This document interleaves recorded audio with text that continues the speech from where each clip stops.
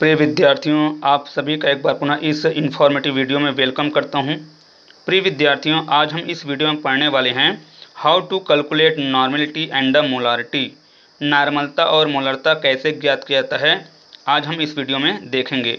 प्रिय विद्यार्थियों, हम जानते हैं कि ये जो नॉर्मलिटी है और मोलारिटी है, इससे रिलेटेड क्वेश्चन एग्ज़ाम में पूछे गए हैं, चाहे वो 11-12 के हों, चाहे वो कॉम्पिटिटिव एग्ज़ाम हैं। इस टॉपिक से क्वेश्चन अधिकतर पूछे जाते हैं।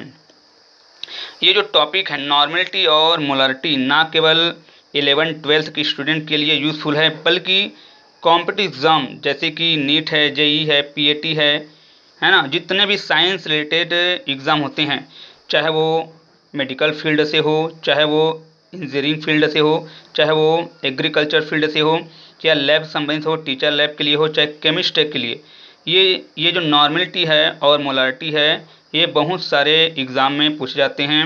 और जैसे कि आप देख रहे हैं कि यहाँ पर शुरू में लिखा गया 11 से क्या लिखा है, अन्य प्रतियोगी परीक्षाओं के लिए। इससे रिलेटेड क्वेश्चन अधिकतर एग्ज़ाम में पूछे गए हैं। हम जानते हैं कि आफ्टर 12th 12वीं के बाद हम जब कॉम्पिटिटिव एग्ज़ाम देते हैं तो वो जो है ऑप्शन होता है। कई बार हम जो है गलत ऑप्शन चूज़ करके हम जो है अपना सिलेक्शन खो देते हैं। कई बार हमारा लक्ष्य साध देता है कि हम जिस ऑप्शन पर टिक करते हैं वो ऑप्शन क्या हो जाता है, सही हो जाता है। लेकिन हर बार ऐसा हो ये ज़रूरी नहीं है। तो प्रिय विद्यार्थियों, आज के वीडियो बनाने का मेरा यही पर्पस है कि जब हम परीक्षा में बैठते हैं तो हमारे सामने कुछ ऐसे क्वेश्चन होते हैं जिनके 4 ऑप्शन होते हैं, जिनको देखकर हम जो है डर जाते हैं, टेंशन में जाते हैं, इनका ऑप्शन क्या होगा। आज मैं इसी से रिलेटेड कुछ क्वेश्चन बताऊंगा जो ऑप्शनल रहेगा। आप इस वीडियो को ध्यान से देखिएगा, वीडियो को शुरू से लेकर लास्ट तक आप इसको ध्यान से देखिएगा। मैं ज़रूर कहना चाहूँगा कि इस वीडियो से आपको बहुत कुछ मिलेंगे। वैसे तो प्रिय विद्यार्थियों की नॉर्मलिटी और मोलारिटी, इनके बहुत सारे कैलकुलेट करने के बहुत सारे क्या हैं फार्मूलास होते हैं, बहुत सारे मेथड होते हैं। ये डिपेंड करता है उस क्वेश्चन पर, वो क्वेश्चन कैसा दिया गया है। नॉर्मलिटी निकालने के बहुत सारे फार्मूला है ना, ये डिपेंड करता है उनके क्वेश्चन कैसा दिया गया। लेकिन मैं आज नॉर्मलिटी और मोलारिटी से संबंधित कुछ इजी क्वेश्चन के बारे में बताऊंगा, जिसको आप जो है इजीली निकाल सकते हैं, मिनटों में निकाल सकते हैं। तो प्रिय विद्यार्थियों, हम वीडियो स्टार्ट करते हैं।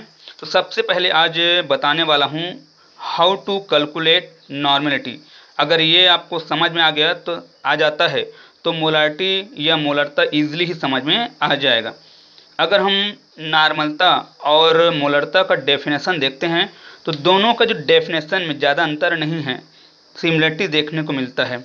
जैसे कि नॉर्मलता का जो डेफिनेशन होता है वो होता है विलियन के 1 लीटर में उपस्थित विलेय के ग्राम तुल्यांकों की संख्या को नॉर्मलिटी कहते हैं, नॉर्मलता कहते हैं। इनको जो है कैपिटल N से रिप्रेजेंट करते हैं। उसी प्रकार अगर मोलारिटी या मोलरता का डेफिनेशन देखते हैं तो इसका डेफिनेशन ये होता है किसी विलियन के 1 लीटर में उपस्थित विलेय की मोलों की संख्या को विलियन की मोलरता कहते हैं। अब इनको कैपिटल M से क्या करते हैं, रिप्रेजेंट करते हैं। तो चलिए दोस्तों, आज हम सीखेंगे कि नॉर्मलता कैसे ज्ञात किया जाता है। जैसे आज मैं 4 क्वेश्चन बताऊंगा, जिनमें 2 क्वेश्चन नॉर्मलिटी होगी और 2 क्वेश्चन मोलारिटी होगी। दोनों क्वेश्चन एक दूसरे से क्या हैं, रिलेटेड हैं। अगर हम नॉर्मलता समझ जाते हैं तो ईजिली ही हम जो है मोलरता जान लेंगे। तो आज नॉर्मलता से संबंधित जो पहला क्वेश्चन है वो है 0.3 m फास्फोरस अम्ल की नॉर्मलता होगी। ये हमारा क्वेश्चन है। ऐसा क्वेश्चन एग्ज़ाम में पूछे गए हैं और पूछा भी जाता है, और इनमें से 4 ऑप्शन दिया है। हमारा क्वेश्चन एक बार पुनः पढ़ लेते हैं। 0.3 m किनको रिप्रेजेंट करता है, मोलारिटी अर्थात मोलरता को। 0.3 m फास्फोरस अम्ल की नॉर्मलता होगी, जिनके 4 ऑप्शन हैं 0.1 n, 0.9 n, 0.3 n और 0.6 n। ये 4 ऑप्शन में से कोई एक ऑप्शन क्या है, सही है। तो सबसे पहले ऐसे क्वेश्चन जब दिया जाता है तो आपको जो ज़्यादा कुछ करने की ज़रूरत नहीं है। सबसे पहले आपको पता होना चाहिए, यहाँ पर हमको एक एसिड दिया है फास्फोरस एसिड। हमको सबसे पहले फास्फोरस अम्ल का सूत्र पता होना चाहिए। तो जैसे कि हम जानते हैं फास्फोरस अम्ल का सूत्र क्या होता है, H3PO3। ये जो है फास्फोरस अम्ल क्या है, फार्मूला है। और ऐसे क्वेश्चन में, जब भी ऐसा क्वेश्चन आता है तो आपको जो एक ट्रिक याद करना होगा, आपको एक रिलेशनशिप याद करना होगा कि नॉर्मेलिटी और जो मोलारिटी है, या नॉर्मलता है और मोलरता है में क्या संबंध है। अगर ये ट्रिक हमको पता चल गया तो ऐसे क्वेश्चन को हम जल्दी ही सॉल्व कर लेंगे। तो सबसे पहले हमको पता होना चाहिए नॉर्मलता और मोलरता में क्या संबंध है। तो जैसे हम जानते हैं कि नॉर्मलता बराबर क्या होता है, मोलरता गुणित क्षारकता, या नॉर्मेलिटी इक्वल क्या होता है, मोलारिटी इंटू बेसिसिटी। ये इसमें क्या है, रिलेशनशिप है। अगर ये रिलेशनशिप आपको पता है तो आप जो है इजीली नॉर्मेलिटी ज्ञात कर सकते हैं और इजीली जो है मोलारिटी ज्ञात कर सकते हैं। तो हमने अभी जाना कि नॉर्मलता और मोलरता में क्या रिलेशनशिप होता है। एक बार पुनः बता दूं कि नॉर्मलता बराबर क्या होता है, मोलरता गुणित क्षारकता होता है। तो सबसे पहले ऐसे क्वेश्चन को जानने के लिए आपको यहाँ पर फास्फोरस अम्ल की स्ट्रक्चर पता होना चाहिए। तो फास्फोरस अम्ल का स्ट्रक्चर कैसा होगा, तो इसको जानने के लिए सबसे पहले आपको क्या पता होना चाहिए, इनका हाइब्रिडाइजेशन, इनमें कौन सा संकरण पाया जाता है। और प्रिय विद्यार्थियों, हमने जो है लास्ट वीडियो में जो मॉलिक्यूल्स है और आयन्स है, या अणु हैं और आयन हैं, इनमें किस प्रकार हाइब्रिडाइजेशन निकाला जाता है, संकरण ज्ञात किया जाता है, इसके बारे में हमने देखे हैं। वहाँ पर भी मैंने आपको कुछ ट्रिक बताए थे, हम इजली जो है निकाल सकते हैं मॉलिक्यूल्स और आयन में क्या हाइब्रिडाइजेशन। और जिस किसी विद्यार्थियों को लगता है कि इसमें जो sp3 हाइब्रिडाइजेशन कैसा होगा, संकरण कैसा होगा, तो आप जो है लास्ट वीडियो को देख सकते हैं। तो हमने सबसे पहले क्या जाना, इनका जो स्ट्रक्चर, इसका जो है इनका हमें सबसे पहले क्या जानना होगा, इनका जो है स्ट्रक्चर जानना होगा। अब स्ट्रक्चर जानने के लिए सबसे ज़्यादा जरूरी होता है इनका हाइब्रिडाइजेशन। तो इसमें हाइब्रिडाइजेशन क्या पाई जाती है, sp3। और जिसमें हाइब्रिडाइजेशन sp3 पाई जाती है, उनका जो स्ट्रक्चर होता है, उनका जो आकृति होता है, क्या होता है, चतुष्फलकी होता है, बशर्ते उनमें लोन पेयर ऑफ इलेक्ट्रॉन या एकांकी इलेक्ट्रॉन युग्म नहीं पाया जाना चाहिए। तो हमने जाना कि ये जो फास्फोरस एसिड है, इसमें जो sp3 संकरण पाई जाती है, और जो है इनकी आकृति क्या होती है, चतुष्फलकी। तो जो sp3 संकरण पाई जाती है, उनकी आकृति क्या होती है, ये होती है टेट्राहाइड्रल। जैसे आपको दिखाई दे रहा होगा, ये टेट्राहाइड्रल की स्ट्रक्चर है। इसमें जो है फास्फोरस एसिड में जो सेंट्रल एटम है, क्या होती है, फास्फोरस। और हम जानते हैं कि फास्फोरस की वैलेंसी कितनी होती है, 5 होती है। तो यहाँ पर 4 बॉन्ड पेयर बना है, आप देखना 1 2 3 एंड 4। ये 4 बॉन्ड पेयर में से एक क्या है, डबल बॉन्ड है, और 3 तो क्या है, सिंगल बॉन्ड। तो जहाँ पर डबल बॉन्ड है वहाँ पर क्या जुड़ेगा, ऑक्सीजन। और जहाँ पर जो सिंगल बॉन्ड है, या जहाँ पर सिंगल बॉन्ड है, वहाँ पर क्या जुड़ेगा, हाइड्रोजन, और क्या जुड़ेगा, हाइड्रोक्सिल। तो यहाँ पर हम देख रहे हैं कि 3 ऑक्सीजन हैं और 3 क्या है, हाइड्रोजन है। तो एक ऑक्सीजन को हम लोग यहाँ ले आएँ। अब बाका और जो बचा 2 ऑक्सीजन हैं, उनको जो है 3 में से 2 हाइड्रोजन के साथ जोड़ेंगे तो क्या बनेगा, OH बॉन्ड बनेगा। यहाँ पर OH बॉन्ड बनेगा जो फास्फोरस से अटैच में है, और बचा एक हाइड्रोजन, ये जो है फास्फोरस से डायरेक्ट जुड़ेगा। तो हम स्ट्रक्चर हम स्पष्ट दिखाई दे रहा है, यहाँ पर 3 प्रकार के बॉन्ड बनेगा, फास्फोरस और ऑक्सीजन के मध्य, फास्फोरस और OH के मध्य, और फास्फोरस और हाइड्रोजन के मध्य। हमको सबसे पहले क्या जानना है, इनकी जो मोलरता है। तो क्वेश्चन को ध्यान से देखिए, तो यहाँ पर क्या दिया है, 0.3 m। तो यहाँ पर जो m दिया है, ये क्या है, इनकी मोलारिटी है, इनकी जो है मोलरता को रिप्रेजेंट करेगा। सबसे पहले हमको क्या पता चल गया है, इनका जो दिया है मोलारिटी पता चल गया है, मोलरता पता चल गया है। हमको केवल क्या पता चलना चाहिए, क्षारकता या बेसिसिटी। तो बेसिसिटी कैसे निकालते हैं, ये डिपेंड करता है ये हाइड्रोक्सिल आयन पर। तो यहाँ पर हम इसके स्ट्रक्चर में देख रहे हैं कि ये जो फास्फोरस एसिड है, में टोटल कितना OH बॉन्ड है, 2 OH बॉन्ड है। तो यहाँ पर जो है 2 OH बॉन्ड है, तो इनका जो नेचर होता है, क्या होता है, ये जो है द्विक्षारकी एसिड है। क्योंकि यहाँ पर हाइड्रोक्सिल आयन की संख्या 2 है, 3 होता तो त्रिक्षारकी होता, लेकिन यहाँ पर क्या है, 2 है। तो इनका जो नेचर क्या होगा, डाइबेसिक एसिड या द्विक्षारकी अम्ल। तो ये जो है बेसिसिटी है, ये जो है हाइड्रोक्सिल समूह पर डिपेंड करता है, क्योंकि हाइड्रोक्सिल समूह की संख्या कितनी है। तो हम ये देख रहे हैं कि इस स्ट्रक्चर में कि हाइड्रोक्सिल समूह की संख्या कितनी है, 2 है। इसलिए फास्फोरस एसिड की जो हम जानते हैं बेसिसिटी या इनकी क्षारकता क्या होगी, 2 होगी। तो हम जान चुके हैं क्षारकता कैसे निकालेंगे, ये डिपेंड करता है due to presence of hydroxyl ion. तो यहाँ पर हाइड्रोक्सिल आयन की संख्या कितनी है, 2 है, इसलिए इनकी बेसिसिटी कितनी हो जाएगी, 2 हो जाएगी। प्रिय विद्यार्थियों, हमको जो 2 चीज़ पता होना चाहिए था और हो गया है, वो है मोलरता और दूसरा क्या है, क्षारकता। ये दोनों चीज़ हमको क्या चल गया है, पता चल गया है। जब हमको दोनों चीज़ पता चल गया है तो यहाँ पर देखो हमको निकालना है नॉर्मेलिटी। तो नॉर्मेलिटी बराबर क्या होगा, ये जो मोलारिटी है या मोलरता है, इनकी जो वैल्यू यहाँ पर दिया है 0.3, तो हम इसके जगह क्या रखेंगे, ये 0.3 इंटू ये जो बेसिसिटी है या क्षारकता है, इनकी वैल्यू हमने कितना निकाला है, 2 निकाला है। तो कितना हो जाएगा, 2 हो जाएगा। जब हम दोनों का मल्टीप्लाई करते हैं तो इनकी जो नॉर्मेलिटी होती है कितनी होती है, 0.6n। 0.6n इनका आंसर है। तो हमको इस 4 ऑप्शन में से कौन सा ऑप्शन सही है, ये जो है 0.6 है। तो प्रिय विद्यार्थियों, इसके लिए हमको ये बहुत ही ईजी है, बस आपको क्या पता होना चाहिए, इनकी मोलारिटी जो क्वेश्चन में दिया रहेगा और आपको बस क्या निकालना है, इनकी बेसिसिटी। तो ये हो गया पहला क्वेश्चन। इसी से रिलेटेड अगला क्वेश्चन देखते हैं। अगर मान लो हमको ऐसा देता है क्वेश्चन कि 2.3 m सल्फ्यूरिक एसिड विलयन की नॉर्मलता क्या होगी। अब क्वेश्चन सेम है, हमको केवल ट्रिक लगाना है। हमको यहाँ पर दिया है 2.3 m सल्फ्यूरिक एसिड विलयन की नॉर्मलिटी क्या होगी। तो बता दूं, ये सल्फ्यूरिक एसिड है, ये जो है किंग ऑफ केमिकल है, जिनको हम रसायनों का राजा कहते हैं, इनको है ना।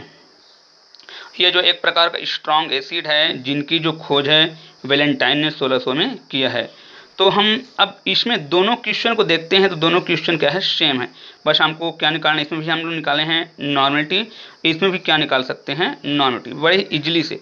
तो हमको भी इसमें 4 ऑप्शन दिया है, 2.3n पहला ऑप्शन, दूसरा है 4.6n, तीसरा है 0.46n और फोर्थ है 0.3n। इनका आंसर जो है इन चारों ऑप्शन में से एक होगा। तो इनके लिए सबसे पहले मैं आपको बताया था, सबसे पहले आपको पता होना चाहिए इनका स्ट्रक्चर। इनका स्ट्रक्चर सेम किसके जैसा होता है, ये फास्फोरस एसिड। जैसे कि फास्फोरस एसिड में क्या पाई जाती है, एसपी हाइब्रिडाइजेशन। इसमें भी क्या पाया जाएगा, एसपी हाइब्रिडाइजेशन। इनकी भी शेप क्या होगी, टेट्राहेड्रल होगा, चौफलकी होगी। इनका नेचर भी क्या होगा, द्विक्षारकी होगा, डाइबेसिक एसिड होगा। तो प्रिय विद्यार्थियों, सबसे पहले हम ऐसे क्वेश्चन को जब सॉल्व करते हैं तो बहुत ही सावधानीपूर्वक आपको पता होना चाहिए इनमें कौन सा हाइब्रिडाइजेशन पाया जाता है।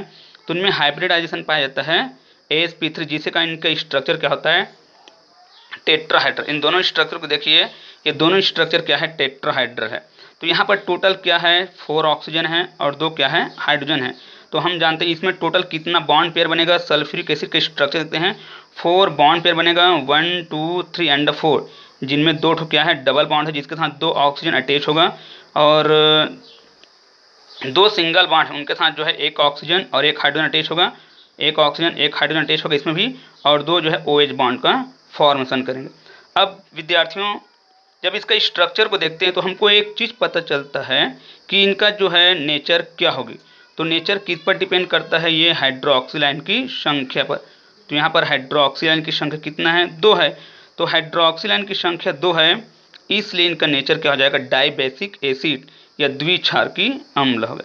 तो हमको जब बेसिसिटी पता चल गया, मैं बता दूं, अगर आपको जो है हाइड्रोक्सिल आयन की संख्या पता चल जाता है तो अब वहाँ पर आप जो है एक चीज़ कैलकुलेट कर लेते हैं कि जो है इनकी बेसिसिटी क्या है। तो इनकी बेसिसिटी कितना है, 2 है, क्योंकि हाइड्रोक्सिल आयन की संख्या 2 है। तो हमको जो है क्षारकता का मान पता चल गया है। और जैसे कि मैं आपको दिया, अगर ऐसा क्वेश्चन है कॉम्पिटिटिव एग्जाम में दिया जाता है तो आपको घबराना नहीं है, बल्कि इजीली ही बनाना है। तो वहाँ पर एम मने होता है मोलरता।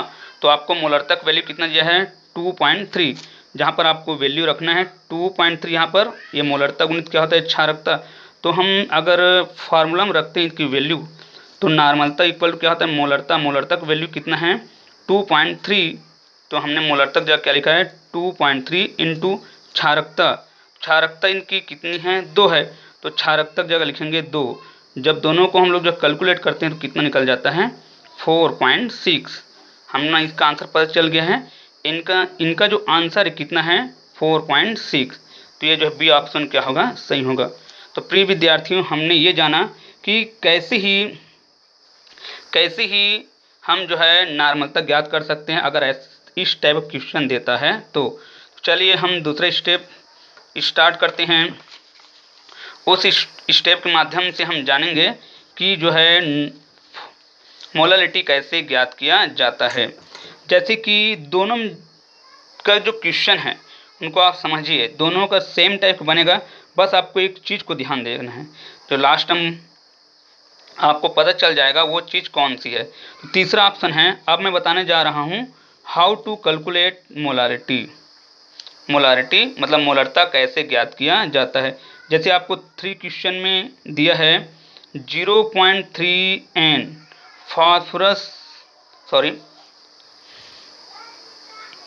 0.3 N फास्फोरिक एसिड की मोलरता क्या होगी।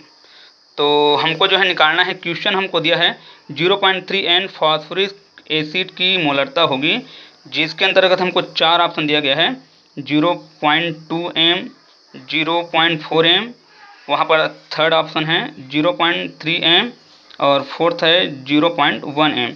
जैसे कि विद्यार्थियों आप दोनों चीज़ देख रहे हैं, वहाँ पर आपको दिया था M मतलब मोलारिटी दिया था, और यहाँ पर क्या दिया है नॉर्मलिटी, तो आप आसानी से क्या कर सकते हैं निकाल सकते हैं। तो सेम वैसे ही प्रोसीजर है कि यहाँ पर दिया है फास्फोरिक एसिड, तो आपको पता ये होना चाहिए कि फास्फोरिक एसिड का फार्मूला क्या है। फास्फोरस अम्ल का डेफिनेशन होता है H3PO3। अगर हम ऑक्सीजन को अगर 4 कर देंगे, वहाँ पर 3 है ना, 3 है मतलब क्या हो जाएगा फास्फोरस एसिड। अगर 3 की जगह हम 4 कर देंगे तो क्या हो जाएगा फास्फोरिक एसिड। वहाँ पर फास्फोरस एसिड है और यहाँ पर फास्फोरिक एसिड। बस आपको क्या पता होना चाहिए इनका स्ट्रक्चर क्या है, ये है। जैसे कि इनका भी स्ट्रक्चर कैसा होगा टेट्राहाइड्रल होगा, क्योंकि इसमें भी क्या पाई जाती है AsP3 हाइब्रिडाइजेशन पाई जाती है। AsP3 हाइब्रिडाइजेशन पाए जाने का इनका शेप भी होगा क्या होगा टेट्राहाइड्रल होगा।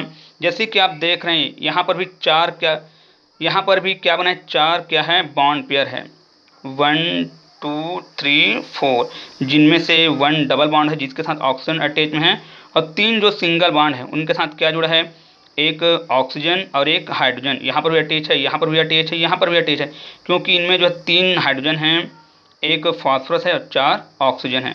तो आप देख रहे हैं ये हो गया इनका स्ट्रक्चर। क्योंकि इनका स्ट्रक्चर AsP3 होने के कारण टेट्राहाइड्रल होता है। अब इसके स्ट्रक्चर में आप देख रहे हैं कि यहाँ पर 3 क्या है हाइड्रोक्सिल समूह है। तो मैं क्या बोला कि आप जानते हैं कि नॉर्मलता और मोलरता में क्या रिलेशनशिप है। जैसे कि मैंने आपको बताया कि नॉर्मलता बराबर क्या होता है मोलरता गुणित क्या होता है क्षारकता।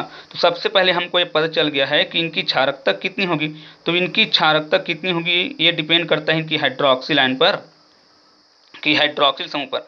कोई हाइड्रोक्सिल समूह कितना है 1 2 3, तो यहाँ पर हम लिखेंगे, और इनकी जो क्षारकता होगी, इनकी क्षारकता क्या होगी 3 होगी।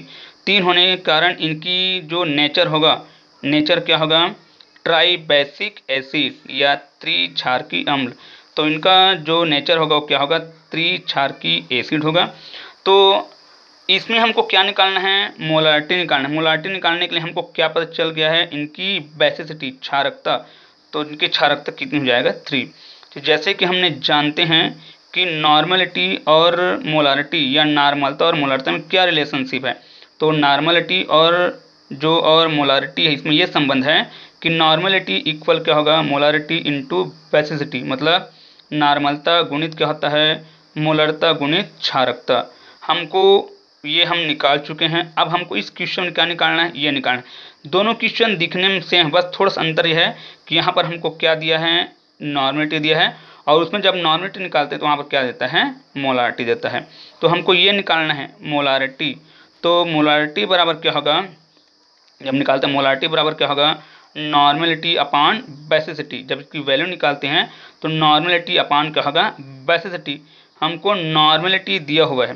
क्वेश्चन को अब ध्यान से देखिएगा, ये जो है बहुत इजी ही बन जाता है।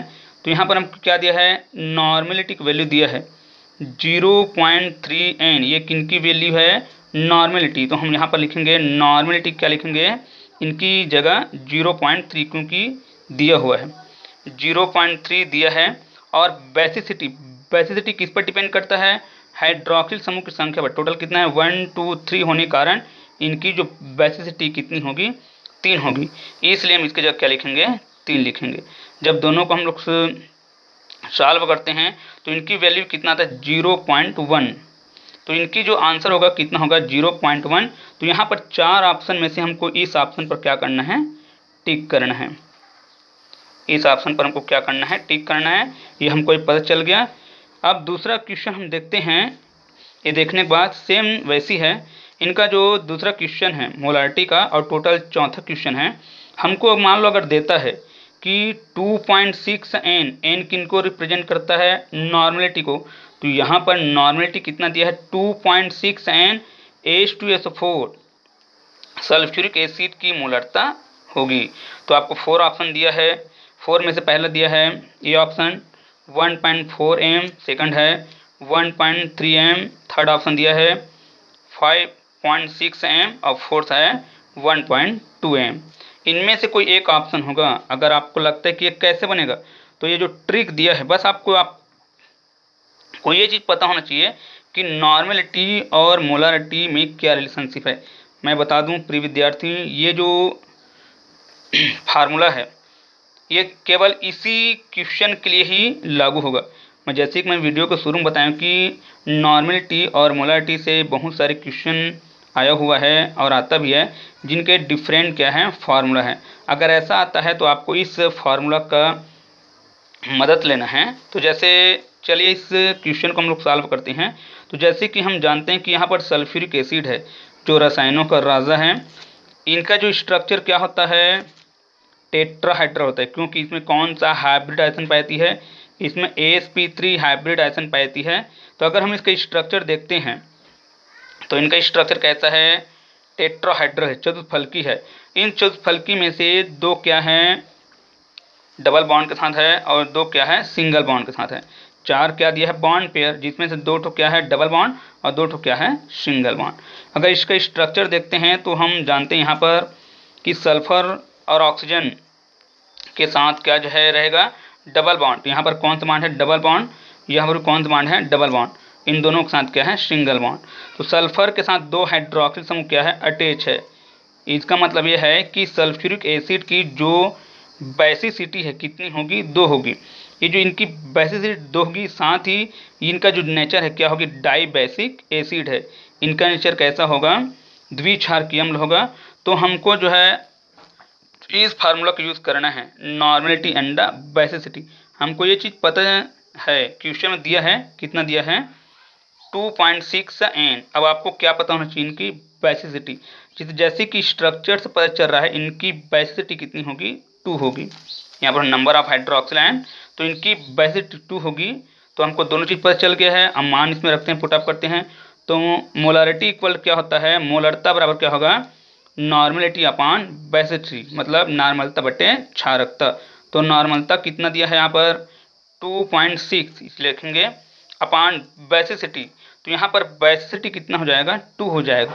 तो जब हम बेसिसिटी की जगह 2 रखते हैं तो हमको जो है इसका करेक्ट आंसर पता चल जाता है। इनका करेक्ट आंसर क्या है, 1.3। देखते हैं ये ऑप्शन में है कि नहीं है। ये ऑप्शन में दिया हुआ है, तो इस ऑप्शन को हम क्या करेंगे, टिक करेंगे। तो प्रिय विद्यार्थी, ये था 4 क्वेश्चन, जिनमें से 2 मोलारिटी से है, 2 क्या है, नॉर्मेलिटी से। ऐसे क्वेश्चन अधिकतर कॉम्पिटिटिव एग्जाम में पूछा गया है और पूछा भी जाता है। तो मैं उम्मीद करूंगा कि ये वीडियो आपके कॉम्पिटिटिव एग्ज़ाम के लिए बड़े ही यूज़फुल होगा। आपने इस वीडियो को जब ध्यानपूर्वक देखा होगा तो आपको समझ आ गया होगा कि इस टाइप का अगर क्वेश्चन अगर कॉम्पिटिटिव एग्ज़ाम में दिया जाता है या देता है तो कैसे बनाया जाता है। उम्मीद करूंगा इस वीडियो के माध्यम से आपको बहुत मदद मिलेगी। और अगर ये वीडियो आपको अच्छे लगे, पसंद आए, तो आप इनको प्लीज़ लाइक और शेयर कीजिएगा। अगले हम वीडियो में इसी तरह के इन्फॉर्मेटिव जो है क्लास लेकर आएंगे, उसमें भी ऐसे टाइप की नॉलेजेबल वीडियो का आपके सामने लाएंगे। तो प्रिय विद्यार्थियों, मैं उम्मीद करूंगा कि आपको इसको ध्यानपूर्वक देखा होगा और आपको अच्छी लगी होगी।